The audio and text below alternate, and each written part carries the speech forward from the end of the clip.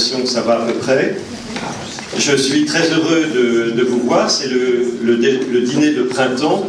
Nous nous reverrons après, hélas, en septembre, mais j'ai déjà préparé un beau programme de 5 dîners et conférences pour la suite. Nous allons parler aujourd'hui d'un peintre tout à fait passionnant, méconnu, qui s'appelle Victor Mottet, qui est originaire de Lille, qui va être dont la vie va être présentée par son descendant, Yann Torché, ici présent. Donc Victor Mottet était une véritable force de la nature. Il a connu toute sa génération de façon intime, des Victor Hugo, des ducs d'Aumale, des princes de Ligne, des Delacroix, des Ingres, des Marie d'Agoult, etc., etc., etc. C'est vraiment tout à fait incroyable de retrouver à partir de cette figure méconnue autant de personnalités de premier plan. Il est né sous l'Empire et il a été néanmoins à la fin du XIXe siècle jusqu'à inspirer Puvis de Chavannes ou Odilon Redon. Les Mottet ensuite s'illustrèrent soit dans la marine avec quand même 2 amiraux et aussi dans l'industrie nord oblige. Yann Torché, ici présent, merci de nous faire le plaisir de venir, est historien et sculpteur. Il réalise différentes biographies d'artistes, dont celle de Victor Mottet, ce qui n'est pas une mince affaire, puisqu'il y a énormément d'archives, beaucoup de tableaux. On en aurait peut-être découvert 4 ce soir grâce à Marc Hostier, ici présent. Mais ça, c'est Marc Hostier, évidemment. Donc, il va nous parler de son illustre aïeul. Yann Torché est le petit-fils du grand ambassadeur Jean Chauvel. Jean Chauvel a été secrétaire général du Quai d'Orsay. Il avait épousé la fille du ministre de Belgique, Diane Lemaire de Warzée, et il a inspiré De Gaulle pour la reconnaissance de la République populaire de Chine par la France en 1964. Il est, excusez du peu, aussi le propre neveu de Pierre Schoendoerffer, membre de l'Institut de France, de l'Académie des Beaux-Arts, écrivain, réalisateur et dialoguiste et scénariste, de Geneviève Chauvel, qui est venue ici même nous parler de l'impératrice Eugénie, souvenir mémorable, et nous remercions beaucoup Geneviève, etc., etc. Je suis désolé, c'est ainsi. Avec un gros handicap. Bon, c'est ma première conférence, donc ça va être conférence. Donc ça va un petit livret auprès de vous. Je vais rapidement faire un petit tour. Un des Lillois très connus, peut-être leur plus grand peintre, mais comme il ne reste pas beaucoup d'œuvres, sauf dans quelques musées, on ne rencontre pas, on ne le connaît pas bien. Il est né en 1809. C'est une famille, donc, bêtement, ils sont filateurs. Ils sont bourgeois au clé depuis 1550. Avant ça, c'était à Reims. Mais en même temps, c'est des gens pas très fortunés, pas très puissants, mais ils sont bourgeois. C'est un par génération et pas plus. Sinon, il faut racheter une deuxième carte. Et donc, il participe à la vie de la ville depuis donc, 1550. Avec une tâche très honorable, mais pas plus que ça. Simplement, il a un grand-père qui va lui faire une carrière plus importante. On est au moment de la Révolution. Donc, il a la difficulté de se retrouver en charge des Mottez. Donc ce grand-père, il s'appelait Alexis, en 82, juste avant la Révolution. Son père meurt, il a genre 25 ans. Là, maintenant, il faut que tu te débrouilles, et puis la Révolution arrive.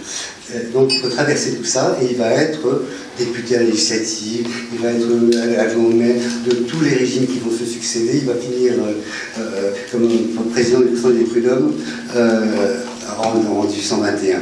Et donc ce type va faire vraiment une plus belle carrière que sa place dans l'île, par ses activités personnelles au service de la communauté, et donc se faire des réseaux. Et ce qui va permettre à Victor d'arriver dans une maison qui est refaite, d'avoir une filature qui est en bon état, il est assez bon commerçant. Donc il y a de l'aisance au moment où Victor naît. Cette aisance va disparaître un peu plus tard, son père n'est pas doué pour les affaires. Mais lui au moins va en bénéficier, il va être formé à Paris, on va l'envoyer au lycée Henri IV, passer son bac, on est quand même en 1826, c'est tôt, c'est pas encore une chose qui se fait couramment. Et donc il a cette petite formation normale de départ. Ensuite on va l'envoyer aux Beaux-Arts à Lille, parce qu'en fait, le directeur des Beaux-Arts est un ami de son père.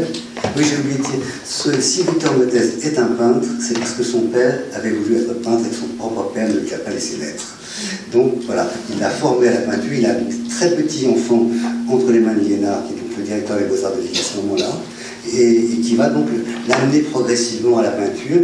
Bon, Victor se force pas beaucoup, il aime ça. C'est un coup de chance, parce que dans d'autres familles, ça ne s'est pas toujours passé comme ça. D'ailleurs, lui-même, Louis Motez, le père de Victor, a la maison de commerce, et sauf qu'il la fout par terre, parce que c'est vraiment pas son truc. Donc là, on a donc un père qui indique encore une fois la direction à son fils, sauf que cette fois, ça marche bien.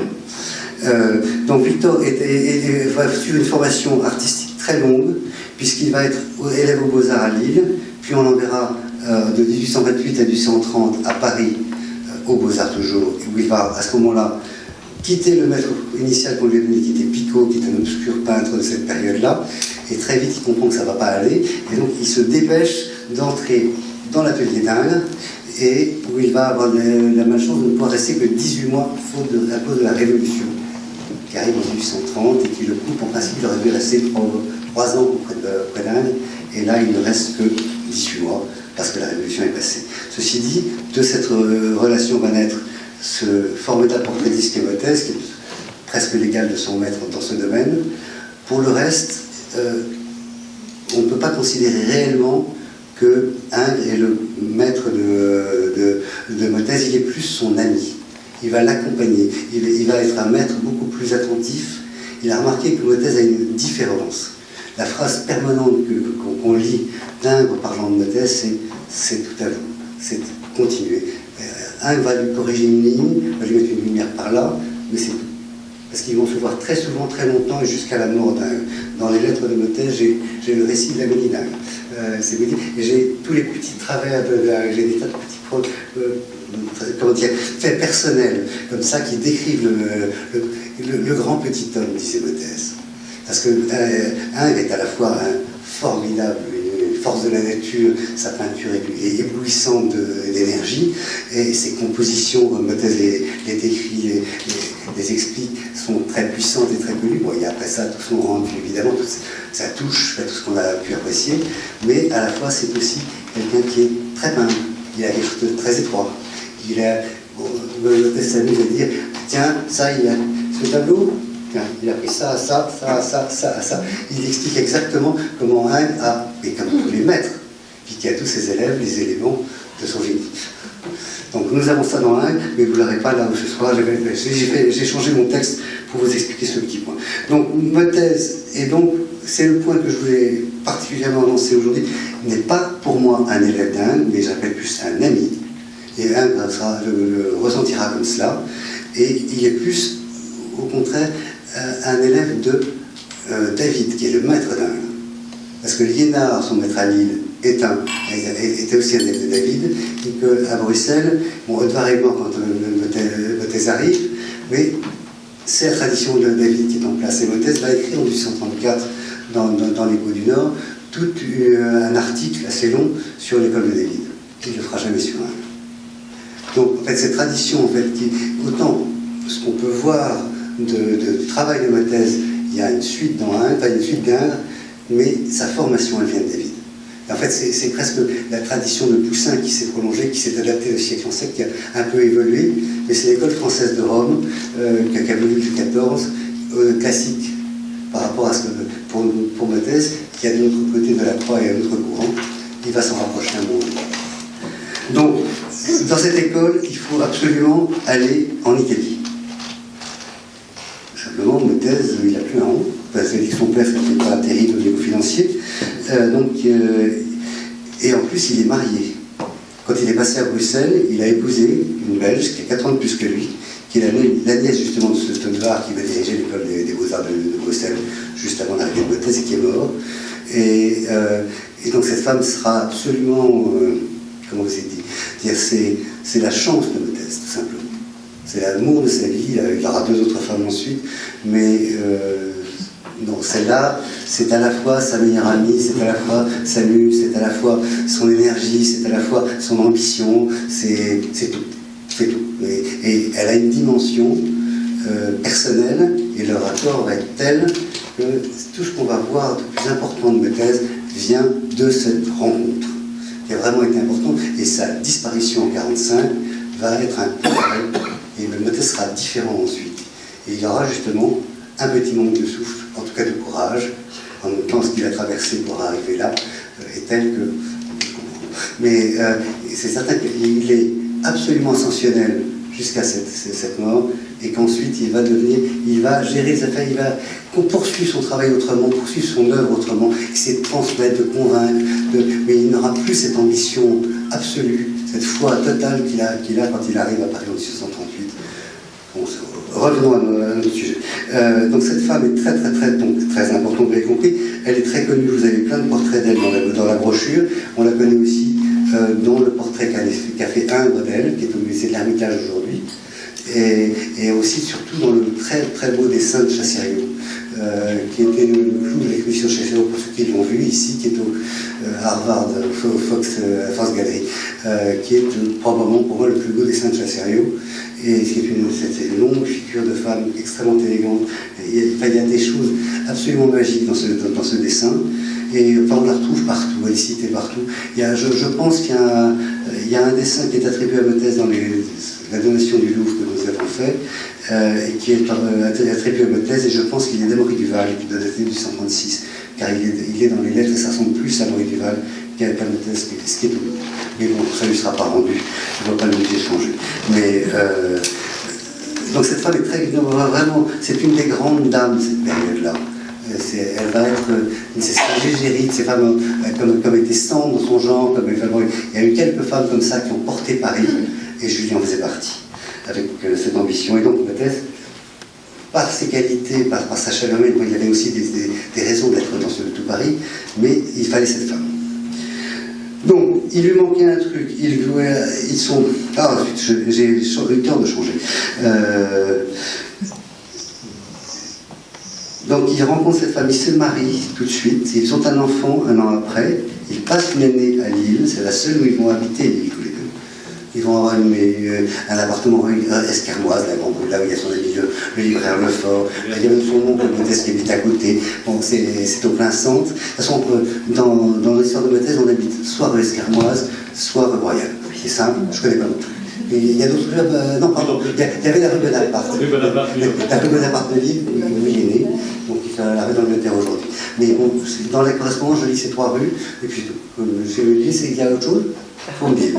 Mais, et ce qui est amusant aussi sur cette période-là, c'est comme il a eu son fils là, il a fait un acte de naissance de son fils, naturellement, un acte de baptême, et Mottez, qui est connu quand même pour avoir fait d'énormes tartines, de la peinture monumentale, des porches d'église, des trucs de 6 mètres, de 10 mètres. Bon, il se dit peintre en miniature. C'est ce qui est écrit dans l'acte. Je connais aucune miniature de Mottez. Jamais vu. En revanche, des tartines, oui. Mais en fait, l'explication, c'est peut-être que soit il s'est foutu de la gueule, un petit qui est amusant, mais l'autre explication qui est la plus probable, c'est que son maître Liénard, le directeur du musée de Lille, était lui peintre en miniature, et qu'il s'est retiré à ce moment-là, et qu'il est probable qu'il a donné au jeune artiste qui venait de se marier un peu de sa clientèle, et qui a lui peindre quelques miniatures dont je n'ai jamais trouvé une seule, mais il n'est pas impossible qu'il ait fait effectivement une miniature. Bon, maintenant il faut avancer, il manque toujours l'Italie. Alors, Ali ne trouve pas une clientèle suffisante. J'ai même trouvé un truc, Mottez a même essayé d'être professeur de dessin à Valenciennes. Il a passé un concours, ça a été soit ça presse. Donc, apparemment, Lille, ça ne marche pas. Donc, il part pour Bruxelles, parce qu'elle est bruxelloise. Bon, en fait, les Audevars, c'est une grande famille de juristes de Bruges. Et sa mère est une postcard, c'est-à-dire l'immense dynastie de peintres flamands de Bruges, de Gand. Donc, elle a quand même tout un gros réseau par elle-même. Et donc, ils vont tenter leur chance à Bruxelles. Et finalement, ça marche pas mal, puisqu'ils se rapprochent très vite. Je ne sais pas, j'ai pas compris encore l'histoire, j'ai pas vu le prince de Ligne, enfin j'ai vu l'autre, mais le prince de Ligne avait épousé une jeune femme juste à ce moment-là, en 1833, qui s'appelait Nathalie Trazeni, parce que la précédente, il a usé les femmes assez vite, ce pauvre prince, et qui était néanmoins un très grand prince, et donc il était extrêmement intime et ami, alors qu'elles avaient 8 ans d'écart. et je n'arrive pas à comprendre comment elles ont pu se rencontrer. Ça reste une énigme pour moi. Mais ceci dit, elles étaient très très liées, ils ont été extrêmement liés. Donc ils n'ont passé qu'un an à Bruxelles, au total. Parce que toujours le temps passe, il y a toujours l'objectif de Rome. Il faut partir à Rome, il faut partir à Rome, il faut aller voir les Italiens. Bon, donc ils y vont, ils trouvent un peu d'argent en vendant des trucs au Prince de Ligne, ils vendent des trucs aux églises de l'île aussi, et ça y est, ils peuvent enfin partir, ils font un petit emprunt, enfin un gros emprunt d'ailleurs, et ils partent pour l'Italie, mais parce l'hypothèse pourrait aller à Rome avec l'Académie de Rome sans aucun problème, puisque c'est un maintenant qui en est directeur, il a sa place. Sauf qu'il y a un problème, j'ai un autre à Français qui a le même problème.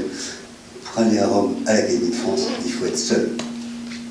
On est célibataire à l'Académie de France, on n'amène pas sa famille.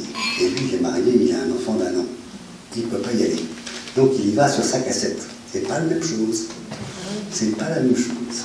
Mais en plus, comme le thèse est plutôt intensif, vous allez le voir, c'est un espèce de bulldozer par certains côtés, il veut faire l'Italie à fond. Donc ils partent pour 3 ans. Et en fait, ils sont restés 2 ans et demi sur la cassette. Donc ils sont partis avec un énorme emprunt.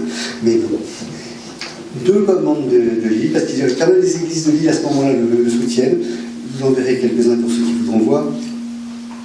Et donc ils ont 2 commandes, mais ça ne verra pas les 2 ans, il ne faut pas exagérer. Et donc ils partent pour Lille, enfin, pour le voyage d'Europe, qui est fondamental pour un agrégiste, pour un peintre du 19e, pour un peintre du 17e aussi. Il fallait aller se former là-bas. On n'avait pas encore... C'est ici, à l'époque où on ne me teste pas, il y avait Marshall Soult qui est arrivé avec les Espagnols et qui avait commencé à nous faire comprendre qu'il fallait regarder de ce côté-là. Mais simplement, me teste, il ne faut pas lui parler des Espagnols. Ça, il ne veut pas savoir. Il est allé voir les Flamands, il voit Rubens, il voit bien sûr Rembrandt, mais les Espagnols, non. Donc, c'est l'Italie.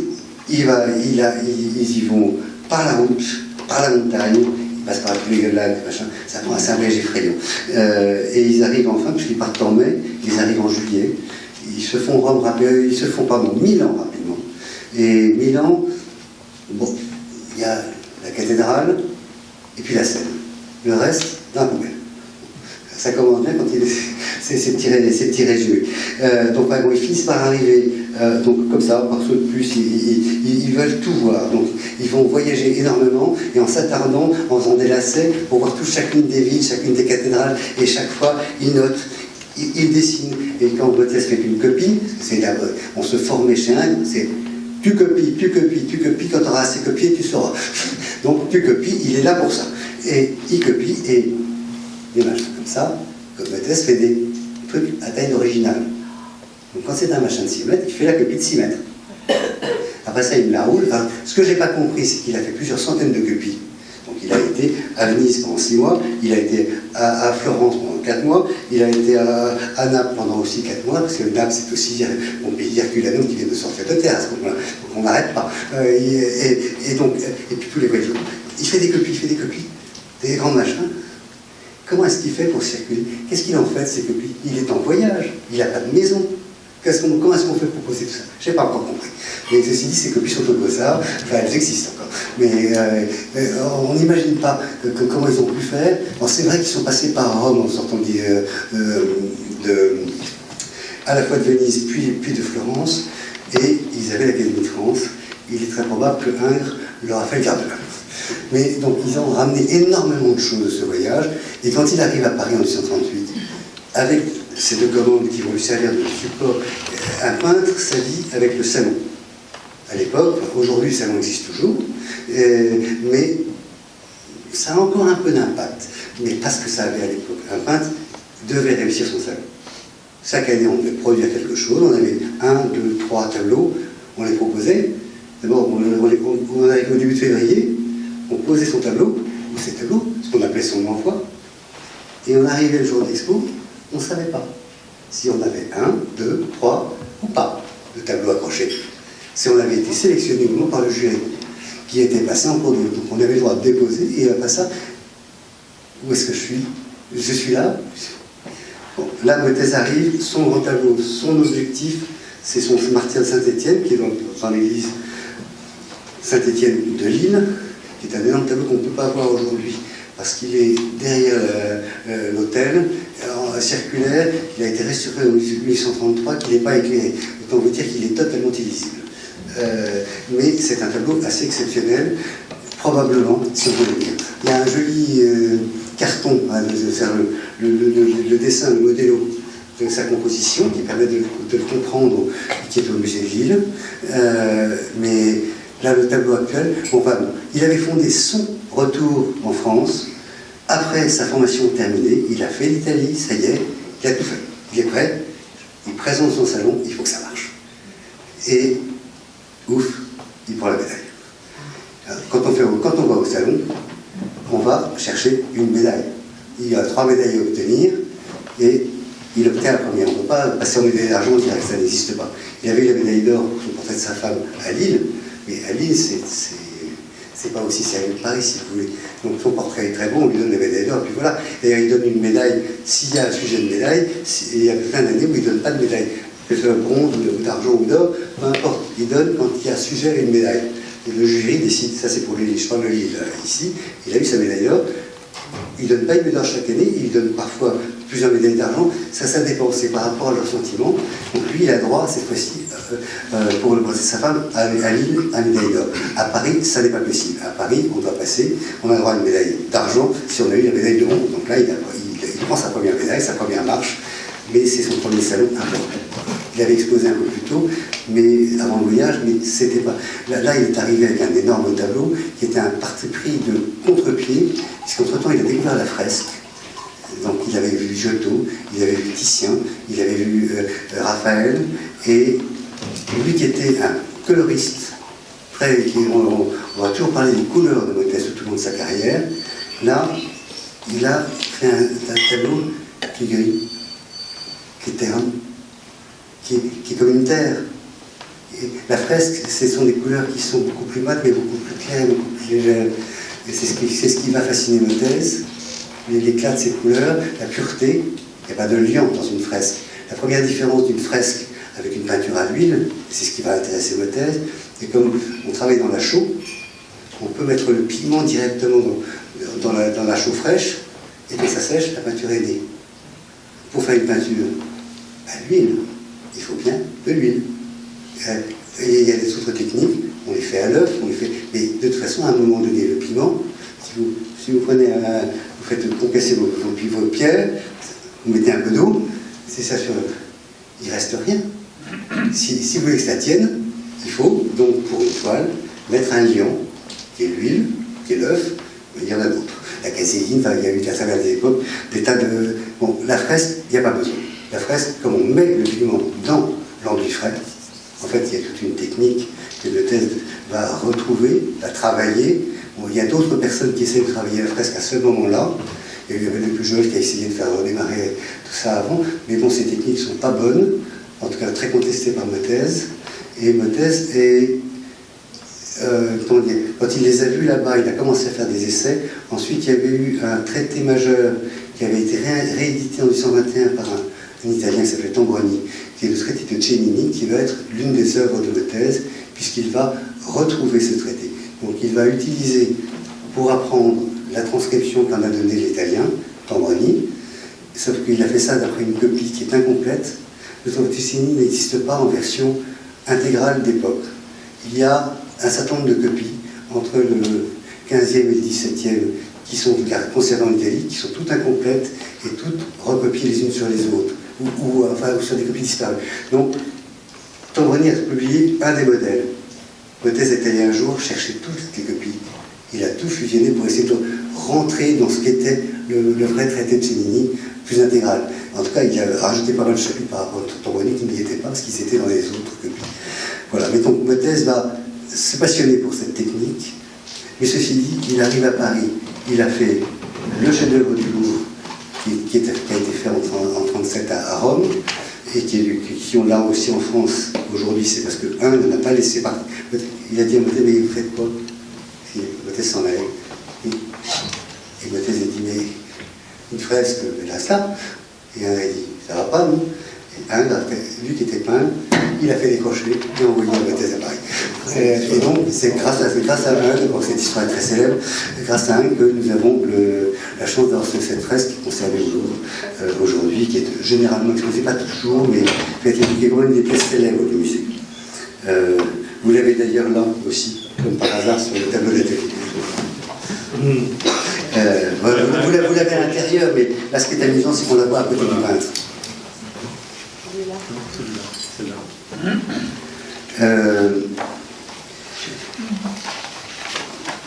Donc, je vous ai dit, Mottez est arrivé non pas en présentant un tableau de peinture, mais en présentant déjà une fresque. Il a fait son choix, il veut faire de la fresque. Et comme il n'a pas été découragé, puisqu'on donnait la médaille, il se met en chasse tout de suite de l'endroit où faire une démonstration de fresque absolument probante, tellement enthousiasmante qu'il enlèverait son combat. Et pour cela, Mottez est très très religieux, enfin, il est un fervent catholique. Et il pense que l'art important se fait dans les églises, en plus. Soit le portrait, c'est un paysagiste vraiment renfrogné, rentré, parce qu'il fait de la grande peinture, il fait pas de paysage, même s'il adore le paysage. Il signale toujours les taureaux, il signale. Oui, mais c'est pas son domaine, donc il n'y touche pas. Alors, vous verrez à la fin que même à 80 ans, il savait en faire, des paysages. Mais voilà, c'est une époque où on est facilement spécialisé. Et donc lui, il fait de la peinture religieuse, ce qu'on appelle la peinture d'histoire. Ça comprenait la religieuse et les événements historiques et ces trucs-là. Par rapport au paysage, par rapport au portrait, et on était très catégorisés. On allait dans Isabelle, c'était la marine. Voilà. À travers, il ne faut pas dégoûter le client quelque part. Si on est réputé dans un domaine, il faut nourrir l'intérêt des gens pour ce qu'on vous a accepté, pourquoi on vous a accepté. Et donc il va constamment composer des tableaux religieux. En 39 c'est une Sainte Famille, en 40 c'est une autre Sainte Famille, en 41 c'est la fuite en Égypte. Voilà, chaque année on doit envoyer ça. Il en fait un ou deux. Il s'en fait d'ailleurs. Vous savez, vous avez tous entendu parler du salon des refusés. Ah oui, je vous ai parlé de. Ils déposaient leur tableau en février et en mars ils savaient s'il y avait des refusés. Mottez a eu ça, une année, c'était en 41. Il a eu deux tableaux, le Lomo, ça s'appelait, et un autre qui s'appelait, je ne sais plus comment. Bon, il a eu ça, mais Delacroix l'avait eu juste avant, ils ont tous eu ça. Mais c'était un peu une angoisse, vous travaillez toute une année, enfin en tout cas plusieurs mois avant le salon pour préparer votre envoi. Et puis vous arrivez, non, j'y suis pas. C'est une surprise quand même. Et c'est très angoissant. Et ceci dit, ils sont tous passés, c'est pour ça qu'un jour il y aura un salon. Donc il va présenter plein de tableaux. Moi je vous en ai sorti qu'un seul en 42 parce que je l'aime beaucoup et il a fait une référence importante. Comme j'ai dit, la fresque, Mottez veut peindre la fresque et pour la fresque à Paris. Et celui qui l'intéresse le plus, qui s'y est lancé, c'est Delacroix. Car Delacroix avait fait des fresques à ce moment-là à l'Assemblée nationale. Juste au moment où Mottez lui-même commençait ses fresques, Delacroix faisait aussi des scènes de fresques à l'Assemblée. Et donc il y a une rencontre entre eux. Parce que Mottez est quand même obsédé de modernité. C'est pour ça que je vous dis, il n'est pas particulièrement un élève dingue. C'est vraiment un ami dingue. C'est quelqu'un qui accepte toutes les leçons du maître, qui dans l'ensemble les suit, mais avec son regard, avec son idée. Et donc si un jour Delacroix est peut-être le meilleur, et bien il se rapproche de Delacroix, il va passer 4 ans à poursuivre Delacroix. Je ne crois pas que Delacroix était très très content. Mais en même temps, comme le Mottez, il prend des médailles, tout le monde en parle, il a exposé ses copies, tout Paris, des films. Il a privé un atelier dans le Nouvelle-Athènes, de la du Frochot, qui est toujours encore très une petite amie privée, tout à fait cachée, qui est juste à la place Blanche. Si vous voyez la petite place Blanche, il y a vraiment une palissade en plastique qui bouche une porte. Parce qu'en fait, derrière, il y a une avenue privée qui se retrouve en bas de l'autre côté. Il y a une douzaine de maisons. C'est extrêmement chic. La villa privée, elle s'appelle comment? L'avenue Frochot. Ah oui, Frochot. Ah oui. Il avait une maison là. Sa première maison en entrant au salon, c'était ça. Et là, il met toutes ses copies et tout Paris, même Ibrahim Bey, ils sont tous passés. Donc il est extrêmement célèbre à ce moment-là, extrêmement couru. On parle de lui partout, et donc Delacroix il se méfie beaucoup de ce type. Est-ce qu'il va me foutre par terre? Il ne s'aime pas, je crois, vraiment fondamentalement, mais en même temps, l'autre il a du génie, il démarre, et donc Delacroix va le suivre, va le laisser entrer, mais il n'aimera pas. Il n'aimera pas, c'est pour ça qu'à un moment donné ça laissera.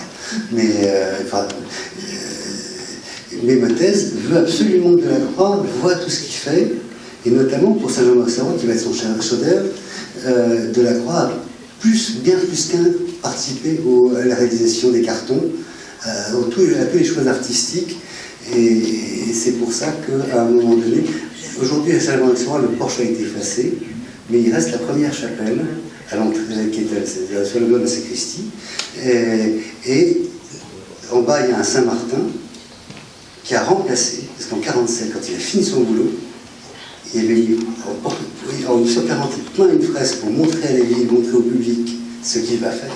Donc, pour avoir son porche, il prend un truc, et gratuitement, il peint deux fresques une sur l'autre.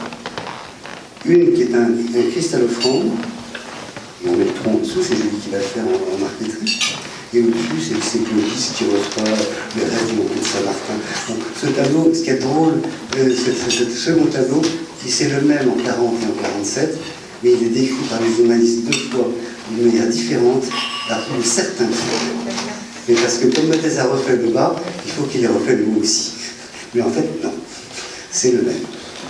Et c'est assez amusant de voir. Bon, c'est vrai que Mottez a une grande proximité avec la presse, il s'en occupe relativement bien pour ça, et donc les journalistes, parfois, lui font le discours qu'il a envie. Et en fait, ils sont là pour relater, et donc on sent, pour certains d'entre eux, que c'est Mottez qui leur a donné des explications, ce qu'il fallait dire pour que le public ait l'information. Parce qu'il y avait quand même un côté information. Il avait un critique de l'artiste ou du journal des débats, tout ça. Il faut penser que les gens étaient loin. Donc ceux qui étaient à Paris pouvaient voir les œuvres. Et tous ceux qui étaient en province, s'ils voulaient le voir, il fallait bien que les journalistes leur montrent. Et donc, c'est une partie des critiques ne sont pas... Bon, il y a une appréciation, évidemment, à un moment donné, mais l'essentiel du travail, c'est d'écrire ce que les autres ne verront pas. C'est simplement une question d'information qu'on a un peu oubliée aujourd'hui. Maintenant, on a des images, maintenant, on a tout ça. Et quand on habitait à Amiens, on n'est pas à Paris tous les jours pour voir le salon. Hein. C'est pas vrai. Donc, on a besoin des journalistes pour vous le raconter. Donc, on a grâce à ça beaucoup de descriptions de Mottez qui est très très bien suivie par la presse tout au long de cette période-là.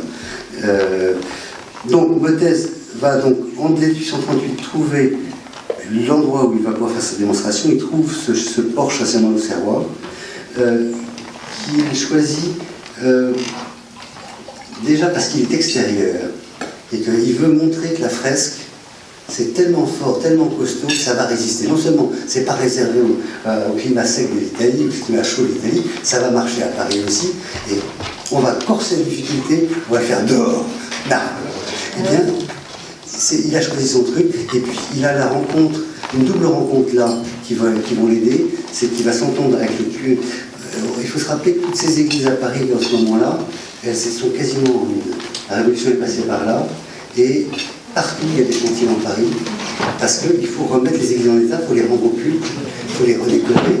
Et donc le public va dépenser véritablement tout autant, énormément d'argent pour rétablir les lieux de culte. Et donc c'est pour ça que toutes les églises de Paris sont remplies d'Amaury Duval, de Chassériau, de Mottez, ils vont tous y passer.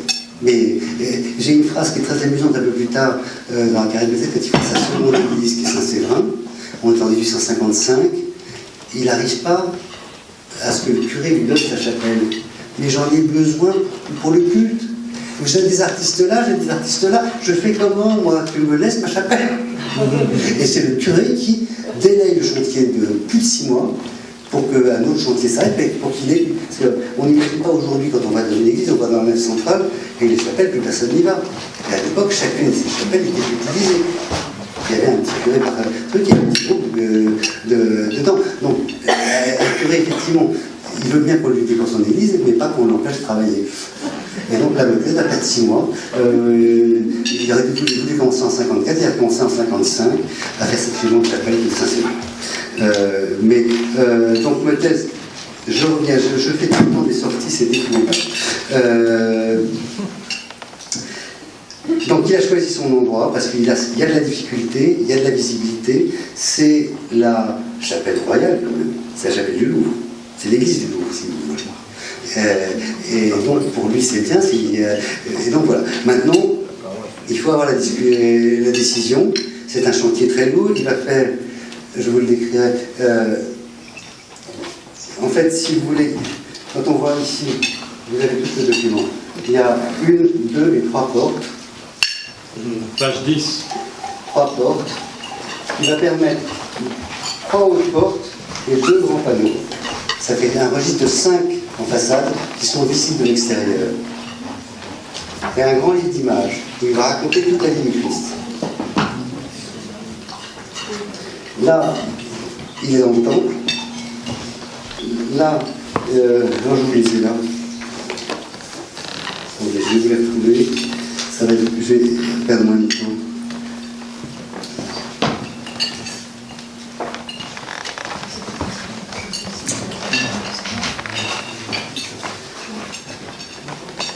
Je fais dans le désordre. Ah, voilà.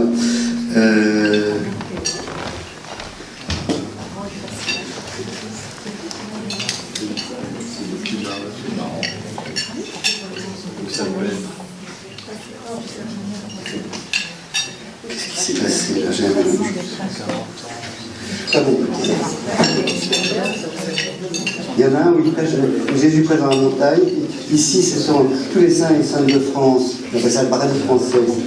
Et un Christ en croix au-dessus, le Saint-Esprit, il lui sera reproché. En fait, il y avait un gros Jésus comme ça, sa croix, avec au-dessus, il y avait le Dieu, et encore au-dessus, le Saint-Esprit. J'ai lu un article qui lui reproche, ça ne se faisait pas, c'était pas possible, c'est contraire au dogme, on l'a reproché. Ce qu'il y a de dans le paradis français, c'est au-dessus de la porte centrale, c'est que nous avions une des premières représentations de Jeanne d'Arc. Donc en 1845, 1943, il est en 42-43. Jeanne d'Arc, à ce moment-là, on est encore très loin de la qualification. Et pour qu'elle ait droit, alors tous les autres ont des auréoles, il y a ce qui est drôle, c'est qu'il a choisi des saints, parfois un peu obscurs, Saint-Landry, je ne sais pas très bien comment il a fait son choix, et il y a des saints décapités qui portent leur tête, et il y a tout un groupe comme ça, qui sont entrés le peuple au-dessous de Jésus, et il y a Jeanne d'Arc, qui n'est pas sainte, donc n'a pas accès, et qui est donc agenouillée en humilité sa cuirasse, et c'est Sainte Geneviève qui lui pose la main sur la tête pour l'inclure, pour l'adopter, et c'est la Sainte de Paris, c'est la plus importante, et elle est là pour introduire Jeanne d'Arc dans notre paradis français. Mais ceci dit, c'est une phrase qui a été la dernière qu'il a faite de Porche, parce qu'au début, on ne lui avait pas commandé ça, ça devait être une sculpture, un bas-relief. Et puis, plus il montait son projet, et plus les autorités ont changé d'avis. Et ils ont dit, on ne prendra pas le sculpteur, qu'il finisse, qu'il fasse le tout. Et donc, il aura les 5 panneaux. Il avait placé les... Donc, je disais, après ça, c'est le paradis français. Après, il y a la troisième, c'était, il envoie les apôtres répondre à la belle parole. Et le dernier des 5 panneaux, parce qu'il avait sur une ligne droite, il voulait faire un livre. Le dernier, c'était l'Esprit Saint qui descend sur les apôtres pour les encourager. Là, le Christ est mort. Et donc, il avait ici sur le fond 2 panneaux perpendiculaires assez grands qui ont permis au peintre de mettre les 4 évangélistes de partout. Et comme il y avait encore un peu de place, il avait été sur les pilastres, sur les piliers, et il y avait de quoi faire des figures. Ça fait cette taille avec quand même. On est là de au Louvre, je vous en cherche. Voilà. Adam et Ève, qui sont les cartons qui sont encore conservés. Mais en fait, ça fait de dos. Moi, pour la photographie, c'était très compliqué. C'est pour ça que c'est pas très bon. Mais donc, il avait rajouté les vis et les vis qui nous ont fait tomber. Adam et Ève, c'est des obéissances. Abel et Caïn, c'est la fratricide. Il avait rajouté Balthazar, je ne sais pas quoi. J'ai oublié, mais enfin, bon, il y a des petites places. Et après ça, tout le reste, chaque nervure, chaque sculpture, même les saints, avec leur. Vous savez, les niches, il y a toujours un petit dé au-dessus, un cul en dessous. Tout, il a tout. Presque. Et vous étoilés, tout lui-même. Il a pris des peintres, c'était pas du travail artistique, si vous voulez, c'est de la décoration. Eh bien non, il n'a pas pris d'assistant, il a fait tout lui-même. Et avec la même chose. Donc, il faut aujourd'hui, on voit ce porche complètement lisse, qui a été donc sablé. Ceci dit, on regarde par-ci, par-là, on voit encore des traces de couleur. Ils n'ont pas réussi à tomber. Mais donc, on voit la pierre, le sable. Lui, il avait fait, comme on voit par exemple à Saint-Germain-des-Prés, toute la voûte est complètement peinte, et il y a des nervures dorées, et des nervures rouges, et des nervures bleues. Voilà. C'était très 19e, il avait fait ça sur ce porche-là. Et ce qui va caractériser aussi cette peinture, c'est qu'il avait fait le parti pris de faire des fonds or, comme les Byzantins. Et d'ailleurs, pour ça que Delacroix le qualifie les Byzantins. Mais on les a traités tous les Byzantins. Donc, pour faire rendre de la lumière, donner du lustre à cette chose qui était royale, c'était la chapelle de l'église des rois, donc tous les fonds sont or, comme le faisaient les autres. Et ça donne en même temps de lumière, ce portrait un peu sombre, puisqu'il est couvert. Voilà, donc ça devait être assez spectaculaire. Et quand il a ouvert, en 1846, en novembre, c'était le 4, eh bien, la foule a couru, tout Paris a circulé, là encore. Ça a été des semaines de défilés intéressants. Il faut imaginer qu'il est en chantier. Cette histoire dure 6 ans, de 40 à 46. Eh bien, pendant 6 ans, la presse va en parler, va entretenir l'émotion. Et c'est le plus gros chantier. Non, il y a eu d'autres chantiers importants à ce moment-là, mais c'est le plus visible, c'est le plus spectaculaire, c'est celui qui est le plus attendu.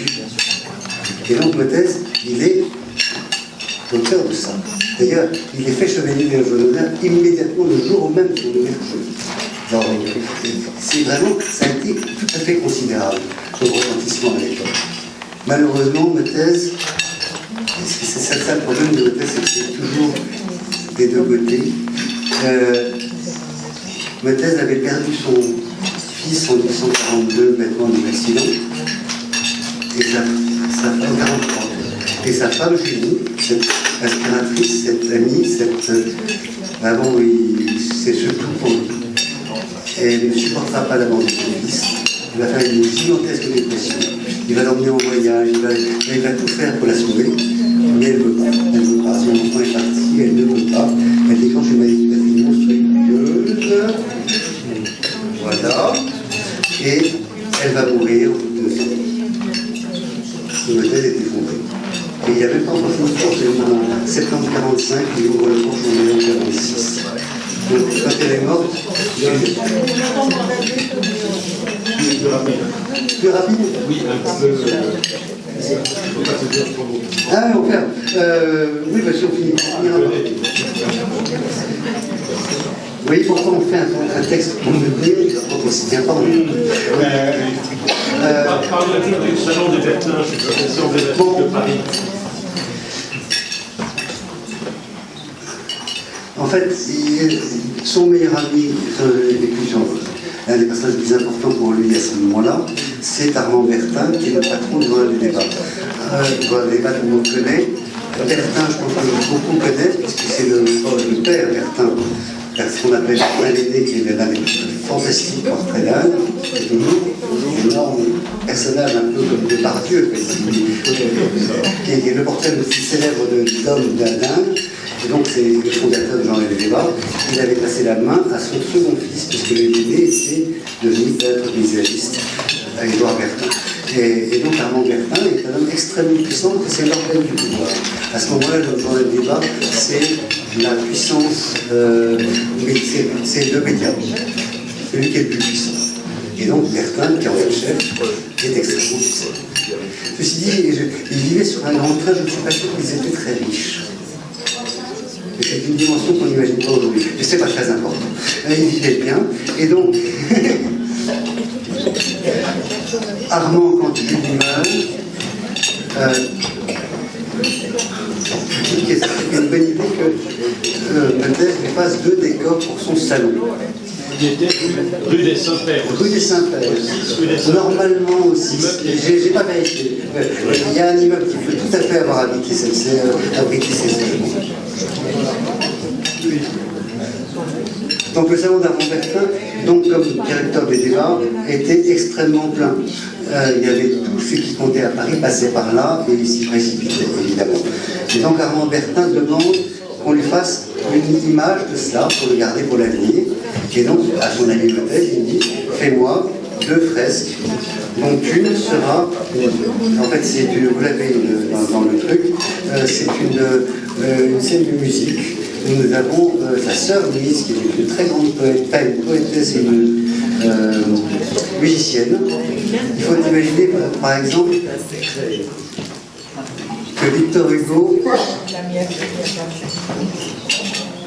qui était un de leurs meilleurs amis, était particulièrement attaché à Louise, et que Louise avait il avait donné un livret de Notre-Dame de Paris à Louise pour qu'elle en fasse une musique. Par exemple, il a existé une première version musicale par Louise Bertin, malheureusement Louise Bertin n'est pas très bien connue. Oh, donc cette scène de musique va permettre à Mottez de présenter tous les amis de ce salon. Il y a donc en haut Louise Bertin, et puis autour vous avez Monsieur Hein et Monsieur Hugo, et puis tous les rédacteurs des débats, et puis il y a même Léopoldine Hugo qui est déjà morte, elle est représentée. Parce que on est dans le cadre des émissions tout le temps. Mottez, je ne sais pas, donc vous avez ici, donc ça c'est un des portraits que vous avez poussés dans littérature, c'est Mottez, et c'est pour les Bertin. Donc c'est Monsieur Hugo, tel qu'il est représenté dans la seconde fresque des Bertin. Donc voilà, et malheureusement, donc cette grande. Il y avait Théophile Gautier, il y avait.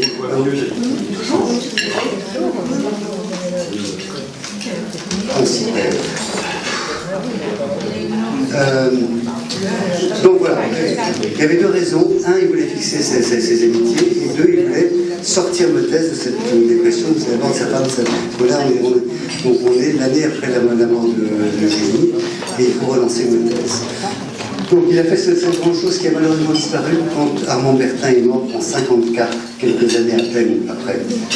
La presse a été effacée, parce que les enfants ne pouvaient pas laisser le souvenir de leurs parents comme ça entre les mains d'autres personnes. Donc les fresques ont été badigeonnées à la mort d'Armand Bertin. Après ça, donc, mais comme Mottez vient de passer cette période un peu difficile sentimentalement, le régime tombe en 1948, et donc c'est un deuxième exil qui s'organise pour lui, parce qu'il n'a pas confiance, il a pas terre. C'est cette démocratie un peu ferme, mais à la fois très commerçante, ça lui allait bien. Mais en vrai, ceci dit, absolument aucun rapport avec les Orléans à ce moment-là, il l'aura plus tard. En revanche, il va devenir très ami ensuite. Donc il est parti pour l'Angleterre tout de suite, et il va devoir y rester 7 ans, ce qu'il n'imagine pas du tout. On n'a très longtemps pas connu cette période-là. On connaissait si. La première année, il fait toujours pour cette obsession d'exposer au salon, mais cette fois-ci au salon de la Royal Academy, on est passé en Angleterre. Il exposera un portrait de Guizot, qu'il aura la chance de rencontrer tout de suite. Parce que c'est bien tout un tableau, mais il faut aussi trouver le sujet. Et donc, comme lui, il pensait qu'en Angleterre, il n'allait pas vendre ses sujets ni religieux, ni grecs. Et il s'est dit, je vais faire le portraitiste, là au moins je vais manger. Et donc, il avait cherché un sujet de portrait. Et donc, c'était Guizot qui avait accepté de poser. Et il a donc présenté ce Guizot. Et l'année suivante, il a la chance de rencontrer le Thomas. Et alors là, il commence par un petit portrait. Et puis, les 2 hommes s'entendent remarquablement. Et du coup, au début, Mottez peignait ce tableau, le duc prêtait son image, c'est tout. Et puis, le duc venait jusqu'à son atelier, c'est le seul que j'ai venu comme ça. Autant pour sa femme, il faudra que Mottez se déplace, mais là pour le public, c'est le duc qui venait à Mottez. Et donc, ils ont commencé sur un portrait modeste, parce que Mottez peignait assez frais, donc il ce qu'il a fait beaucoup, des portraits modestes. Et puis ça se passe tellement bien, que le duc dit non, je vous l'achète votre tableau. Et je vous l'achète votre tableau. Et donc peut-être, et je le prends en pied, donc peut-être doit le rallonger. Mottez aurait voulu le repeindre le tableau, parce qu'il y a une couture au tableau. Et bien, la couture, il est toujours, le but n'a jamais voulu que Mottez retouche quoi que ce soit. Donc c'est le premier jet que je veux, je ne prendrai jamais le second. Donc il n'a pas le droit de recommencer. Il y a eu un problème avec le jeu 6, vous avez rapidement noté. Le jeu 6 a eu un accident en 158 de Mottez précipitamment a refait un tableau et il a dit je ne fais jamais un deuxième tableau, mais là il y a une raflure, ça m'embêtait, je m'en ai fait un second. Et moi je garde mon tableau, vous me réparez mon tableau, c'est mon tableau, je n'en veux pas. Et voilà. Donc en Angleterre, il a cette rencontre-là. Avec le Biglomal, il va avoir une très longue amitié, un assez bon client qui peut lui prendre plusieurs choses. L'année suivante, il va faire bien sûr du chef d'Omal, qui va compléter la série. Mais surtout arrive Walewski. Bon, Walewski, pour la petite histoire, c'est quand même le fils naturel de Napoléon, tout le monde le sait quand même, et qui était donc le cousin germain de l'empereur, et qui est envoyé en Angleterre en 1951 pour négocier l'alliance cordiale, pour rétablir des relations économiques saines avec la France. Voilà. Mais il a une mission secrète, c'est aussi tous ces artistes qui sont à Londres, ça ne va pas, tu me les ramènes. Et donc il a un budget pour ramener tout le monde. Et c'est ce qu'il va faire. En l'occurrence, avec Mottez, ça va être plus fort que ça, puisque là encore, ça commence tout de suite par son portrait, qui est encore son image officielle. Le portrait est perdu, mais il en subsiste une image en gravure. Et c'est ce que Quai d'Orsay présente aujourd'hui pour son ministre. Il a été ministre des Affaires étrangères pendant plusieurs années. Et donc, pour présenter le ministre, c'est le tableau de Mottez qui sert. Même si ce n'est pas son image véritable, on l'a fait dans une gravure, mais on n'a pas le tableau. C'est pas ce qu'il veut. Il y a beaucoup de malheurs de destruction, c'est beaucoup de disparitions, c'est aussi pour ça qu'il n'est pas connu. Pas assez connu. Mais c'est l'histoire des familles. Pour Walewski, c'est qu'il y avait deux fils, et qu'il y en a un qui n'a pas eu d'enfant, et c'est cet héritage-là qui est dans la nature, il trouve ça. Mais bon, donc le tableau de Mottez sortira peut-être un jour. Donc, mais Walewski, c'est plus important que ça. Donc, il a son tableau de salon en 1953, mais Walewski donc, le ramène à Paris avec une commande que lui a donnée, c'est ce que voulait son empereur, c'est aussi ce que voulait Mottez. Donc, il revient, mais il ne revient pas tout de suite, parce qu'il a épuisé en cours de route une Anglaise qui n'aime pas l'idée de rentrer à Paris. Elle veut rester chez elle. Donc elle va rentrer plus tard, et lui va rentrer quand même, il ne venait pas tout de suite. Donc en 1955, il arrive, il travaille à sa chapelle, et Walewski va lui fournir comme ça des commandes constamment jusqu'à sa mort. De 1953 à 1969, Mottez aura des commandes. Un flux continu de commandes. Pour un artiste, c'est absolument le pied. Tout d'un coup, il n'a plus faim, il n'a plus peur. Il a les moyens de faire ce qu'il veut. C'est ce qu'apportera Walewski à Mottez. Chaque fois que Mottez a faim, la faim, on a fini. Monsieur le comte, et hop, ça tombe. Donc, en l'occurrence, il a aussi une autre chose, c'est qu'à Rome, il était, quand il était en 1936, 1937, avec les huit de Rome, il y avait Victor Baltard et Eugène Guéléguy. Ça aide quand même. Quand on veut peindre des murailles sur des églises à Paris, Victor Baltard, c'est l'architecte de la ville, quand il revient. Donc, oui. Et donc, chaque fois qu'il a besoin de quelque chose, il n'a aucun problème avec l'architecte, c'est son ami. Ils ont travaillé ensemble.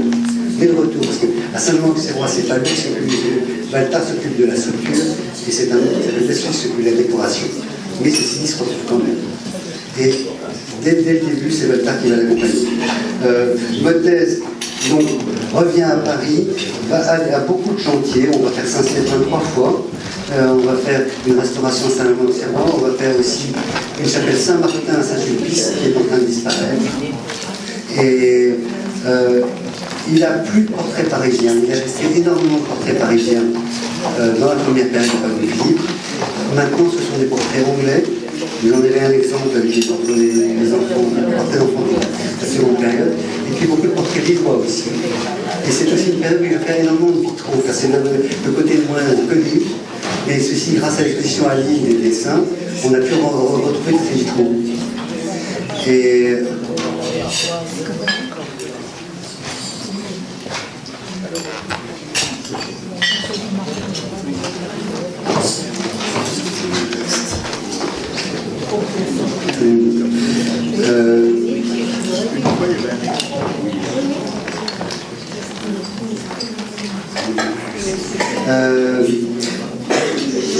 une dernière chose qu'on pourrait dire rapidement sur Mottez, en fait, jusqu'à les années 70, et il va continuer une véritable carrière, il aura beaucoup d'influence, il verra aussi beaucoup de jeunes.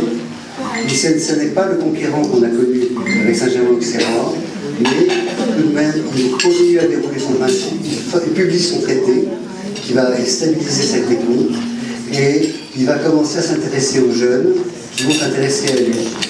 Puisqu'il n'est plus dans la concurrence, c'est plus quelqu'un qui va au salon pour gagner des médailles. C'est un vieux peintre maintenant déjà, il y a 50 ans. Dans cette époque-là, c'était déjà beaucoup. Mais en revanche, il aura beaucoup d'influence. Progressivement, on le retrouve. C'est tous ceux qui vont ensuite compter. Et particulièrement, le plus important peut-être, ce sera le dernier, c'est Odilon Redon. Parce qu'Odilon Redon, en fait, j'ai eu beaucoup de mal à trouver ça. Il allait chez une cousine à Bièvre. On est à la fin des années 80, 1880, et ce peintre qui peint du noir, ce peintre qui broie du noir peut-être, va rencontrer Mottez à ce moment-là. On n'a pas beaucoup de détails, mais tout d'un coup il passe à la couleur. Et ce vieux monsieur, parce que Mottez a 80 ans à ce moment-là, je ne sais pas ce qu'il lui a fait. Mais Mottez est un peintre de la couleur. Il a des couleurs très particulières, argentines sont claires, il y a beaucoup de roses. Il a une démarche sur la couleur qui est assez remarquable, qui m'intéresse décrite, et c'est pas, j'ai pas le temps là. Mais puis je suis pas capable. Mais enfin, en tout cas, il est un petit la couleur, et Redon trouve la couleur là, et surtout, la preuve peut-être de cette influence qu'a eu Mottez, mais il l'a eu sur beaucoup d'autres peintres, c'est que donc la période, il change de technique, et c'est vraiment marqué, évidemment. Et Mottez meurt en 97, c'est-à-dire au bout de quelques années, on va dire qu'ils sont tous de 8 ou 10 ans. Et donc on l'enterre, j'imagine que Odilon Redon est là. Et on imagine surtout qu'il a acheté sa place de cimetière en face de celle de Mottez, ce jour-là. Parce que 17 ans plus tard, lui qui est de Bordeaux, qui n'habite pas là, qui venait juste en vacances de temps en temps chez ses cousines, il est enterré en face de Mottez, en conversation. Et 17 ans plus tard, la place n'était pas libre. S'il ne l'a pas acheté le jour même, je ne vois pas très bien comment ça peut marcher. Donc il avait décidé. Donc c'est une aventure obscure. J'ai un peu la même avec Jacqueline Blanche. Le docteur Blanche, le père de Jacqueline Blanche, était un ami de Mottez. Et Blanche n'a pas de maître, sauf que Mottez est le plus gros. Et Jacqueline Blanche, c'est un très grand portraitiste de Mottez, et d'une génération supérieure. Et on pourrait parler de Maurice Denis, et on pourrait parler encore d'autres peintres qui ont reçu une influence de Mottez.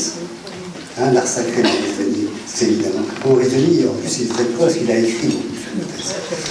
Mais quand il dit qu'il ne le connaît pas, j'ai un doute. Odilon Redon, c'est un ami de Maurice Denis.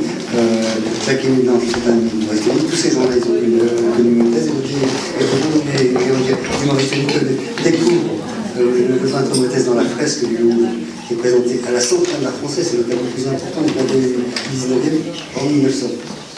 Et révéré par tout le monde. C'est Mottez. Et donc, Maurice Denis écrit des articles là-dessus, mais je ne l'ai pas connu. On va dire autre chose, il y a trop de faisceaux. Il a été intime de Odilon Redon. Bon, il y a Renoir qui a écrit sur lui, il y a Monet qui a fait une peinture sur Saint-Germain-l'Auxerrois. Justement, dans les 67, il a fait des grands de restaurer. Il a une photographie aussi. Donc voilà, c'est quelqu'un que je vous ai très mal décrit parce que j'ai eu tort de sortir de mon texte. Et après ça, j'ai couru derrière. Mais donc, vous n'avez pas eu tout ce que j'avais à vous dire, je vous ai donné autre chose. Je vous ai un peu perdu certains, tant pis. Mais j'espère que ça vous a quand même intéressé. Et voilà, ce type a vraiment été. Il ne va pas rester. Pour ses œuvres, il n'en reste pas assez. Il y a trop de destruction. Il y avait des centaines de portraits dans le monde, enfin en tout cas 200. On en a retrouvé 3. Non. Et on a des images en 1930 de quelques-uns. Non, mais aujourd'hui, il reste 3 tableaux maintenant. J'exagère un peu, mais j'ai des exemples de tableaux détruits qui sont connus. Mais on a fait un appel à témoins, il n'y en a pas qui sortent. On parlait des chapelles, certaines sont détruites. Il y a les Libertins, ça a été détruit. Il avait fait d'autres fresques que vous avez là, qui s'appellent Chasser la pêche. Vous avez en livret, qui étaient en Angleterre. c'est pareil, c'est détruit. Donc il y a tellement de destruction dans le thèse, donc pour ce manque de matériel, on ne le connaît pas. Maintenant, il y a probablement eu une influence au moins aussi importante qu'Ing et de la Croix, qui étaient les deux auteurs. En plus, il les a très bien connus tous les deux. Et je pense qu'il a eu plus d'importance sur le... parce qu'il était aussi plus effacé. On a pu plus facilement suivre ses avis et ses pistes, parce qu'il n'était pas encombrant. Parce que Gustave Moreau, puis Chavannes, Odilon Redon, je vous dis, la liste est extrêmement longue, tous à un titre ou à un autre dépendent de ma thèse. Voilà. Donc peut-être le code de ma thèse, c'est peut-être avoir simplement participé au grand développement de l'art, et ceci dit, il nous a laissé des œuvres magistrales, et dont certaines existent encore. La Léda quelque part en Sardaigne.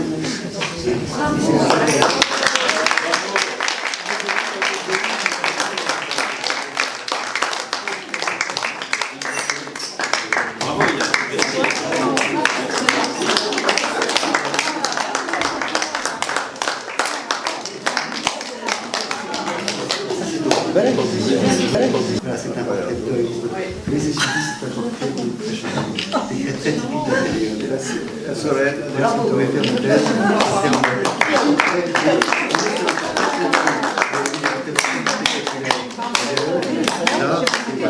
C'est parti.